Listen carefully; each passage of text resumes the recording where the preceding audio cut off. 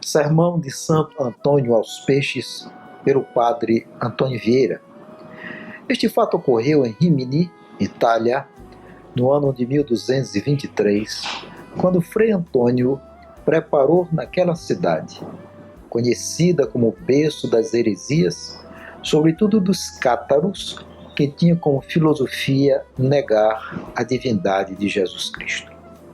E neste vídeo vamos tentar fazer uma análise de forma resumida sobre esse sermão aos peixes, proferido pelo padre Antônio Vieira por ocasião da solenidade de Santo Antônio, em 13 de junho de 1654, na cidade de São Luís, Maranhão. Para situar as razões da preleção, Vieira lutava à época em defesa da escravidão indígena e da exploração portuguesa.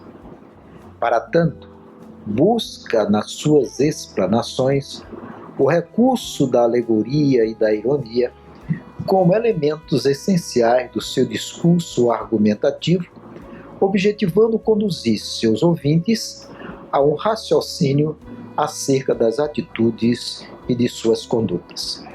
Dessa forma, por meio de uma linguagem refinadamente construída, nos faz refletir sobre os desafios da sociedade do seu tempo e, de certo modo, nos ajudando também a pensar sobre a realidade atual.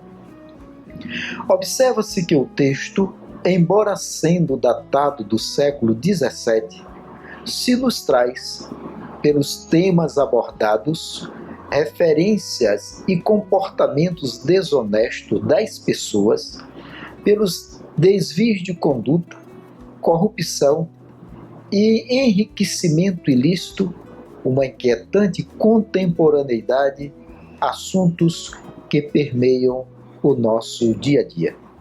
Assim, a discussão sobre as virtudes e os vícios humanos passa necessariamente por uma preocupação de ordem social e moral, e nesse sentido, a ideia trabalhada no texto é dirigida aos peixes, mas na verdade busca atingir as pessoas.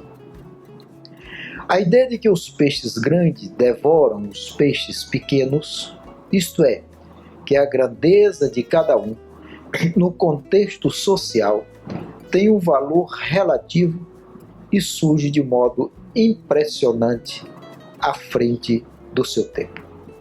Vieira enumera as qualidades dos peixes, citando a obediência, e repreende os vícios como a soberba e o oportunismo. No caso, as virtudes são descritas na rêmula, no torpedo e no quatro-olho, enquanto que os defeitos são atribuídos aos peixes roncadores, pregadores, voadores e no povo. De todos os defeitos, qual é apontado como mais grave? Uma vez que os peixes devoram uns aos outros, e os menores são engolidos pelos maiores. Sem sombra de dúvida, é a voracidade da exploração do homem pelo homem. E nesta voracidade, temos um contraponto dos peixes em relação às pessoas. Vejamos, os peixes ouvem e não falam. Foram os primeiros seres que Deus criou. São melhores que os homens. Existem em maior número. Não se deixam domesticar. Estas qualidades são, por antíteses, os defeitos dos homens. Com relação aos defeitos apontados aos roncadores, embora tão pequenos, roncam bastante, simbolizando as pessoas arrogantes e prepotentes. Os pegadores, também pequenos, agarram-se nos maiores e não largam mais, e simbolizam as pessoas oportunistas e as parasitas. Os voadores, sendo peixes, também se sentem ser aves, simbolizando as pessoas vaidosas e egoístas. Finalmente, o povo tem uma aparência mansa, um ar inofensivo, mas na sua natureza é traiçoeiro, maldoso, hipócrita, e se faz amigo dos outros, e no fim são comparados às pessoas traidoras e inconfiáveis. Desse modo, censura os soberbos como os roncadores, os parasitas como os pegadores, os ambiciosos como os voadores, e os hipócritas e traidores aos povos.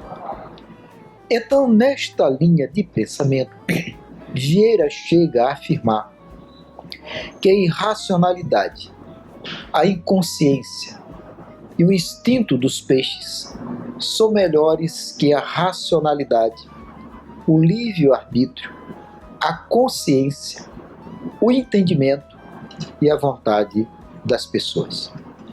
Esta linguagem figurativa aos peixes se consubstancia à proporção em que os peixes são a personificação dos homens. Critica, portanto, a prepotência dos grandes que comem os peixes, vivem do sacrifício de muitos e que engole os peixes menores, devoram, exploram e enriquecem desonestamente. Fazendo uso do recurso da ironia, afirma não pregar aos ouvintes, mas aos peixes. E sob esta aparência modesta ou da hipocrisia santa, o povo, sem dúvida, é o maior traidor do mar. Observa-se que a saudação inicial do texto traz a seguinte expressão: vós sois o sal da terra, como um chamamento aos que pregam a palavra de Deus na participação ativa da sociedade.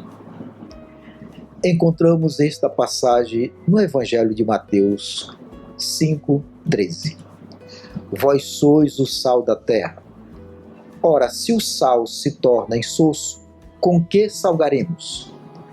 Para nada mais serve, senão para ser lançado fora e pisado pelos homens. Mateus mostra que o ensinamento de Jesus nasce da vida prática cotidiana.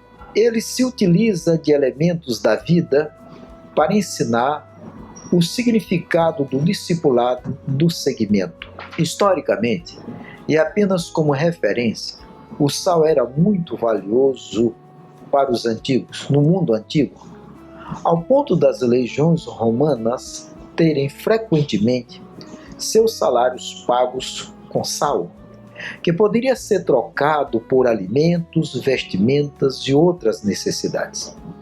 Na concepção de Vieira, os que pregam a palavra de Deus são o sal da terra, cabendo ao sal impedir a corrupção, uma vez que a terra está tão corrupta.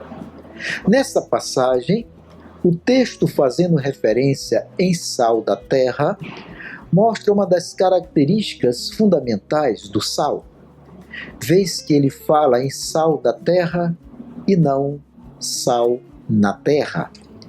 Neste sentido, o cristão deve ser sal da terra e, utilizando a finalidade do sal, estará preparando para entregar a palavra de Deus a todos que a procuram.